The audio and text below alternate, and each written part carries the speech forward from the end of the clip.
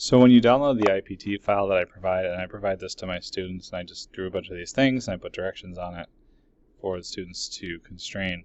But to get into the actual 2D mode, to constrain it, you do have to double click on where it says Sketch 1, double click on it. If you end up double clicking on it in a different way, the text might ask you to change it, but you can just hit escape, try to double click it again. Sometimes clicking on the icon helps to get into edit sketch mode. So now that I can edit the sketching, what I'm going to do is I'm going to go through constraints, which are these right here, and I'm just going to kind of follow along with what they're asking me to do. So make perpendicular is asking me to take two lines, and there's a little symbol here that looks like perpendicular, so I can go through, click them, and do whatever it says. And it doesn't really matter exactly how you do it. I'm just asking you to try to see these different constraints. So there's my perpendicular constraint. These need to be parallel. There's my parallel constraint. That. Look at that, they're parallel. Make 1.5. So dimensioning is actually a constraint. We were using it before, but we just kind of used it on its own. So it is in the constraints category. So that one's 1.5. This one's 1.5. This one can be 1.5. But I also need them tangent. So this tangent function down here, it does specify straight lines, but it will work for curves. So like that can touch that, that can touch that, that can touch that. And I figured out how to do that on its own. I didn't have to move anything. So those are perfect the way they are.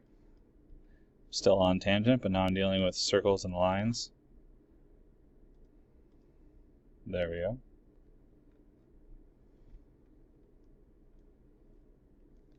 Make all circles concentric. So that's a different constraint. That's this one here. So I just want these all concentric with each other. There we go. Make collinear.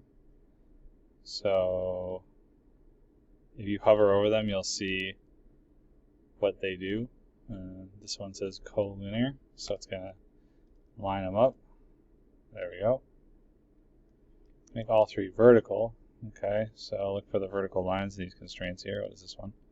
Vertical constraint. So I want that one, we'll do that one, and that one to be constraint, or to be vertical. If you click on the middle, it doesn't do anything for some reason. Whoops, I hit that too many times. Okay, so those are all vertical. Make this an equilateral triangle.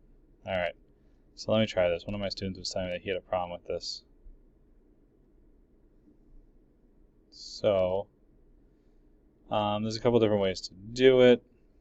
I was hoping we could do the circle one, or not this one.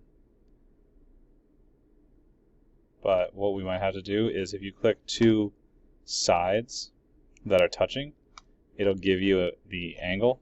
And if I make them 60-degree angles,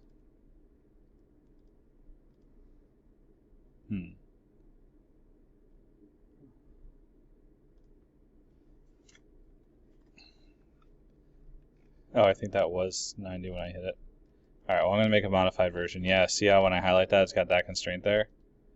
I'm going to have to make a modified version. I sketched these completely random, but I guess I just happened to make a 90-degree angle.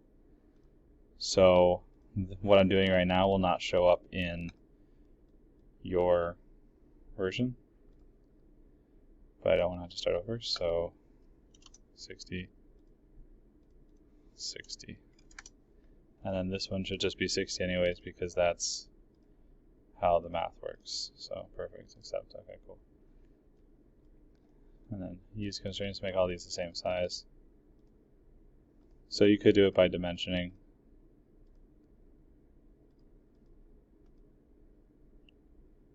Or you could use this constraint to make them all the same size. To change your name, if you right click and hit cancel, you'll have the ability to double click on text and then change the name. So what I'm looking for is just a picture of all of this together,